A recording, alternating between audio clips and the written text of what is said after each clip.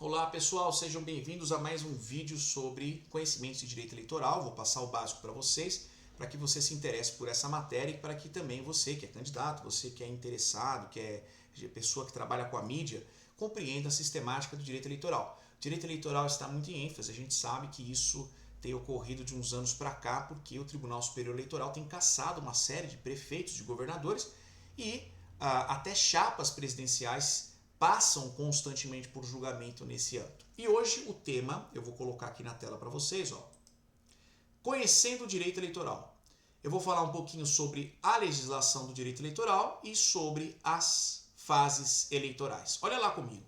O direito eleitoral, ele está previsto como uma obrigação da União. Então, no Brasil, o direito eleitoral é centralizado na União. Esse é o artigo 22, inciso 1 da Constituição Federal, que estabelece as normas de competência da União. Portanto, não pode ter legislação eleitoral estadual, não pode ter legislação eleitoral municipal e nem distrital, no caso do Distrito Federal.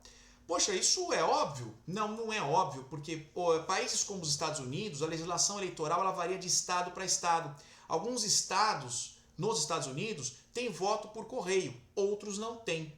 Uma curiosidade é que o Brasil já teve voto por correio e nós tivemos tantas fraudes que nós tiramos. Era o chamado voto de bico de chaleira, porque lá nos correios eles usavam o calor de uma chaleira para abrir o envelope e trocar a cédula. E como a cédula não estava assinada pelo eleitor, porque senão não teria mais sigilo, era trocada por uma outra cédula com outros preenchimentos. E aí o nome do eleitor que estava no envelope era preservado e a cédula era trocada. Então o Brasil não tem isso. Tá? A legislação eleitoral nossa ela é, portanto, federalizada ou nacionalizada, melhor dizendo. Nos Estados Unidos é possível até ter urna eletrônica em um estado e não tem em outro. Aliás, já foram feitas experiências com urna eletrônica em alguns estados dos Estados Unidos e outros não quiseram nem fazer esse teste. Ok? Não vou entrar nesse debate da urna eletrônica especificamente por hora, estou apenas trabalhando a questão da competência legislativa desse direito eleitoral. Olha lá que interessante. Então nós temos as fontes do direito eleitoral. A gente tem como principal base a Constituição Federal de 88, o Código Eleitoral, portanto, que ele foi feito com base num decreto de 65, e hoje ele foi recepcionado no Brasil como se fosse uma lei, certo? Ele não é decreto. Temos a Lei 9.096, que é a lei dos partidos políticos. Essa é muito importante para falar sobre funcionamento, abertura de novos partidos políticos, tem que ser inscrito em cartório, como que funcionam as assinaturas e também os repasses e funcionamentos dos partidos políticos. Lembrando que um partido político precisa conhecer bastante o Código Civil, porque a rigor ele vai ter ali a sua normativa interna, o seu regimento interno, que é uma pessoa jurídica de direito privado. As pessoas pensam que partido político é de direito público. Aqui eu tenho a Lei 9.504 de 97, a Lei das Eleições. A Lei das Eleições é a mais importante que você pode ter para estudar o direito eleitoral. Ela é a mais importante. O pessoal pensa que o Código Eleitoral não é. O Código Eleitoral foi feito em 65, no período que a ditadura militar começa em 64, então ele foi recepcionado, mas ele também foi muito alterado, e ele não é a mais nova, não é a novel legislação eleitoralista. A mais importante acaba sendo a Lei das Eleições de fato. E junto com ela, os regimentos dos tribunais, que é o que eu vou mostrar aqui no quadro para vocês. Olha só. Então, portanto, eu tenho lá embaixo normativas do Tribunal Superior Eleitoral e, obviamente, a jurisprudência, que são, na verdade, formada pelos precedentes. A Lei Complementar 64, que aí está, que é a chamada de 1990, que ela é um grupo, que ela é a lei da ficha limpa somada à lei de inelegibilidade. Pessoal, a lei da ficha limpa não funciona sozinha. Ela veio para complementar essa lei da inelegibilidade, por isso que eu usei o mais ali. O que o pessoal chama de lei da ficha limpa deveria ser chamado lei da inelegibilidade. Esse é o nome verdadeiro dela. A lei da ficha limpa ela apenas complementou e aperfeiçoou a lei da inelegibilidade. E a própria Constituição Federal chama essa lei que vai lidar com as inelegibilidades de haverá outros casos em que será analisado em lei a inelegibilidade. Portanto, é lei da inelegibilidade e não lei da ficha limpa, até porque ficha limpa é uma expressão um pouco chula, ficha limpa, candidato limpo. Inelegibilidade é um nome mais jurídico.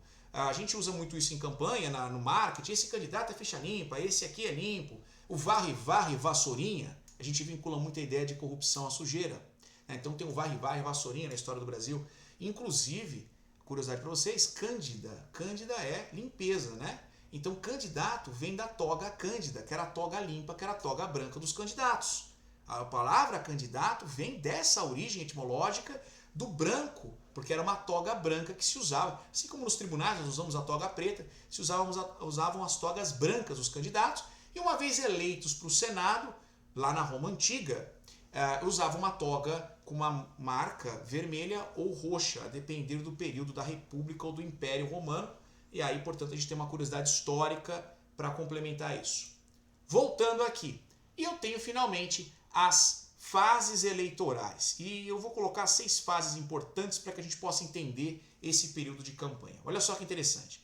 Primeiro é o alistamento, é a inscrição do indivíduo, que, quero votar. Bom, então você tem 16 anos completos, lembrando que para votar com 16 anos você consegue, mas ser eleito não, você tem que ter 18 anos para ser vereador, 35 para ser presidente da República, né? Tem uma proposta para mudar isso, mas a rigor essas são as idades, tá? Aqui eu vou ter a transferência, que é quando o eleitor quer mudar de região, onde está o seu domicílio eleitoral, e vale lembrar que domicílio eleitoral não é igual a domicílio civil. O domicílio eleitoral é um vínculo que você tem com a cidade. Pode ser o lugar onde você tem o seu comércio. Você pode ter o seu comércio em uma cidade, morar em outra e querer votar naquela cidade, naquele município onde você tem comércio. Tá? O nome técnico, pessoal, é município, não é tanto cidade. Há uma discussão porque cidade, em sentido estrito, que vem de urbe, vem de urbanidade, urbanização, urbano, não envolveria, numa interpretação estrita, o âmbito rural, obviamente. Então a ideia hoje é falar município, porque o município abrangeria tanto a cidade, o centro da cidade, os prédios, as edificações, o asfalto, quanto o ambiente rural. Quando falamos aqui no ABC Paulista, que é a região que eu estou, geralmente o ambiente urbano é o ambiente do município. Municípios pequenos como São Caetano é 100% urbanizado. Não tem área rural no município de São Caetano. Mas nós temos que tomar cuidado com essa expressão, porque quando vamos indo para o interior, é mais interessante falar município. Alguns autores, como José Afonso da Silva, até diz que dá para estender e falar, não, quando eu falo cidade, vocês sabem o que eu estou dizendo. É óbvio que eu estou me referindo ao município inteiro, mesmo na parte rural.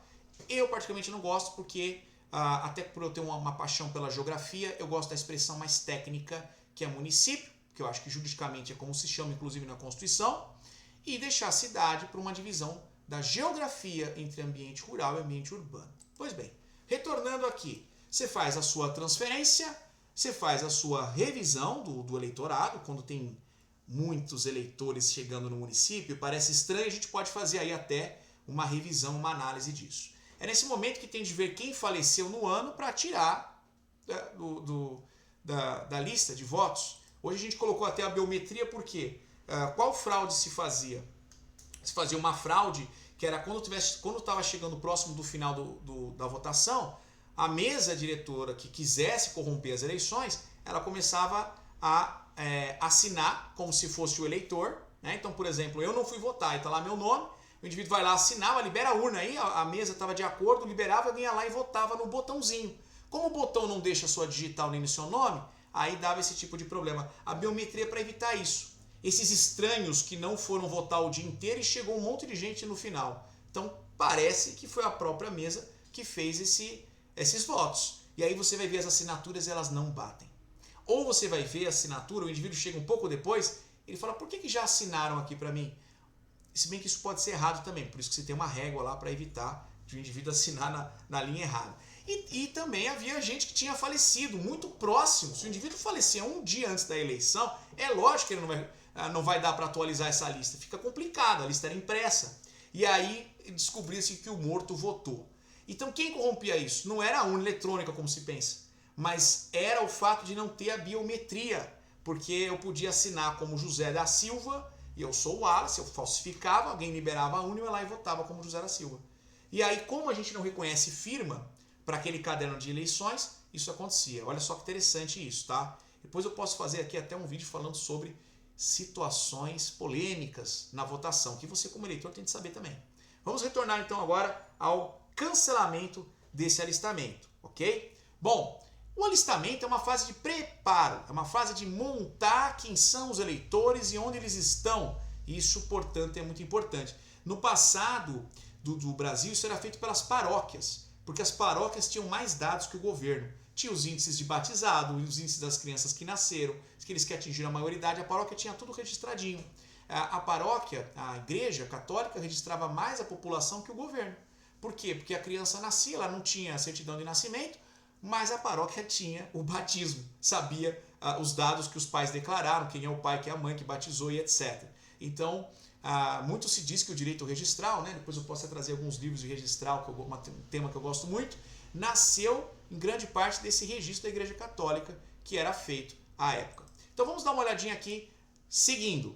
Tem as convenções partidárias, que é um assunto interno, vai de 20 de julho até 5 de agosto, que é um assunto interna corporis, aí os partidos vão discutir os seus apoios, como eles vão escolher os seus candidatos, aí varia muito de partido para partido político, eu não posso explicar para vocês, porque aí tem que analisar cada um dos partidos existentes no Brasil, e não são poucos. Terceiro é o registro de candidatura, que deve ocorrer até às 19 horas do dia 15 de agosto.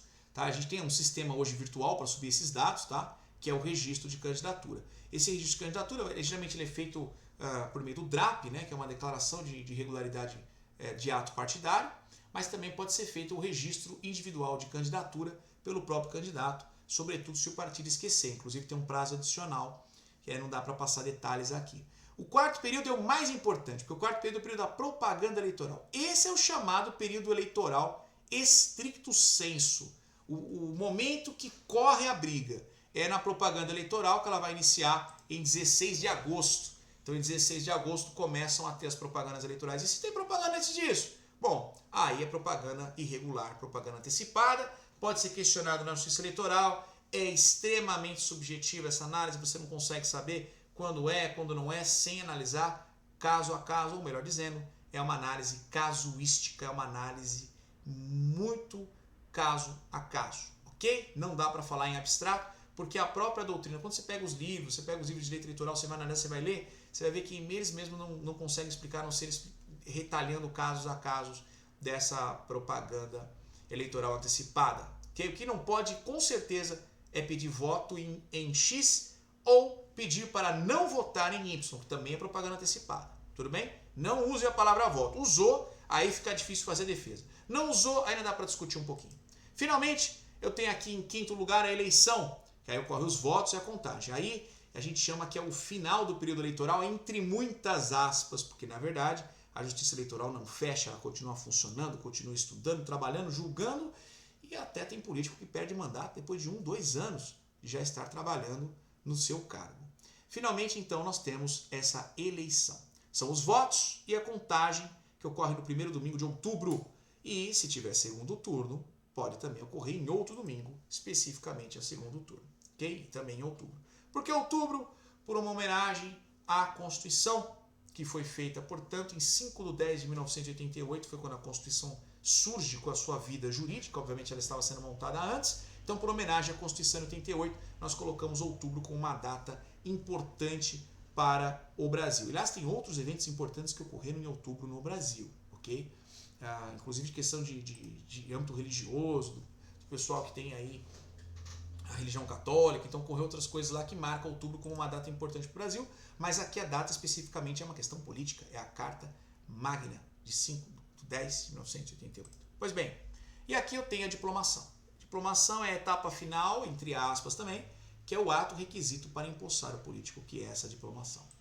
Pessoal, a diplomação não te faz virar o cargo, não faz você sentar na cadeira do presidente. Você não pode pegar o diploma e ir lá, até porque as eleições podem acabar em outubro e você não vai entrar lá na cadeira para isso. Geralmente os políticos fazem uma comissão de transição, essa comissão de transição eles vão conversar como que vai ser a mudança de ministério, como é que toma nota do que está acontecendo, do que não está acontecendo, quais são as pendências, quais não são as pendências, que é mais ou menos, assim, falando de uma maneira bem rasa, é quando você chama um outro funcionário para te substituir, você prepara ele por 1 mês antes do teu patrão te demitir ali, então, portanto, você faz essa preparação do seu sucessor, isso acontece bastante. Tem partidos políticos que são mais arredios, outros são mais amigáveis para esse período de transição. O importante é que se compreenda que o Brasil e o município, o estado, a união, o distrito tenham seus interesses acima desses interesses partidários. embora a gente sabe que isso é teoria. A vivência política nem sempre se revela como uma teoria. Mas isso não significa que a teoria está errada. Errada está a prática. A prática de não cogitar as coisas dessa forma. Quando você recebe um diploma da Justiça Eleitoral, você ainda não está no cargo. Você precisa fazer o seu juramento. Esse juramento geralmente é feito na Casa Legislativa. Então você vai fazer esse juramento no Congresso Nacional, vai fazer esse juramento na Câmara dos Vereadores, você vai fazer esse juramento na Assembleia dos Deputados Estaduais. Portanto, é importante que a Justiça Eleitoral diz: parabéns, você está diplomado, mas aguardai o momento certo para sentar na cadeira. Como um concurso público, você passa e eles dizem a você: aguarde eu te chamar. Geralmente até 2 anos, aguarde eu te chamar. Eu não vou te chamar agora.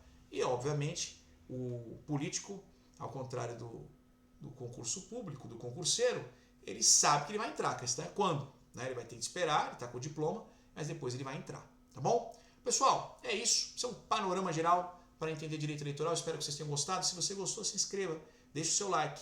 Aqui no nosso escritório a gente faz direito eleitoral, a gente comenta sobre direito de saúde, no caso especificamente a minha sócia, que é Maria Carolina Kramer, e eu comento mais a parte de direito público, que é o direito administrativo, direito processual, o direito eleitoral, o direito constitucional também bastante. Um abraço para vocês, até a próxima e tchau, tchau.